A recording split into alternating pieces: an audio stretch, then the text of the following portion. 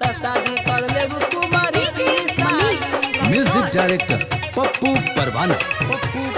Dining table से खाना न बनल कई छोड़ देब हम घर वाली के, छोड़ देब हम घर वाली के। डाइनिंग टेबल से खाना न बनल कई छोड़ देब हम घर वाली के।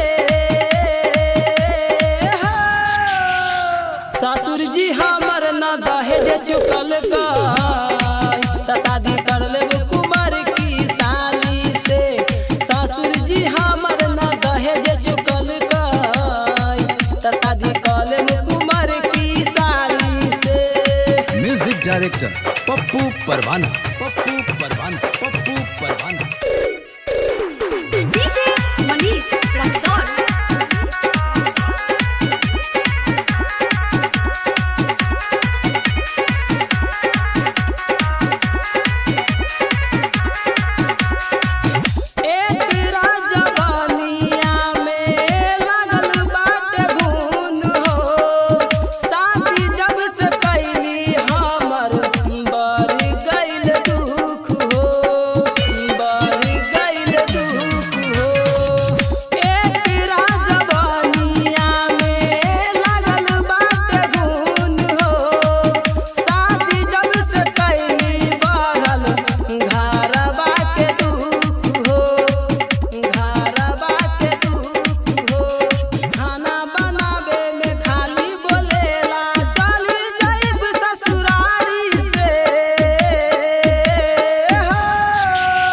ससुर जी हमर न दहेज चुकल का, शादी कर लेब कुमार की साली से।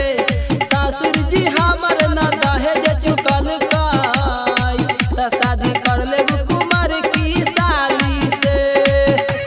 म्यूजिक डायरेक्टर पप्पू परवाना।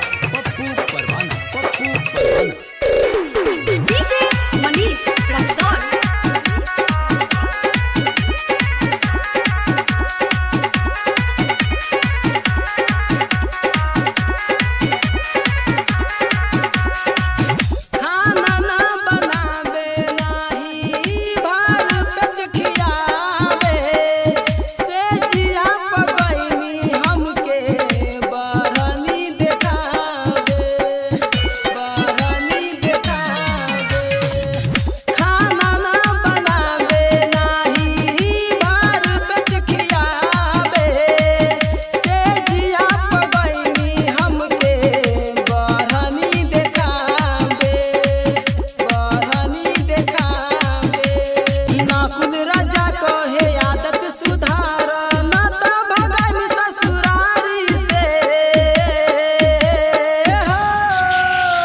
ससुर जी हमर न दहेज चुकल का, शादी कर लेब कुमार की साली से।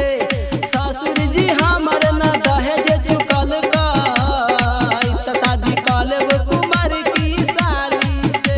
म्यूजिक डायरेक्टर पप्पू परवाना। पप्पू परवाना।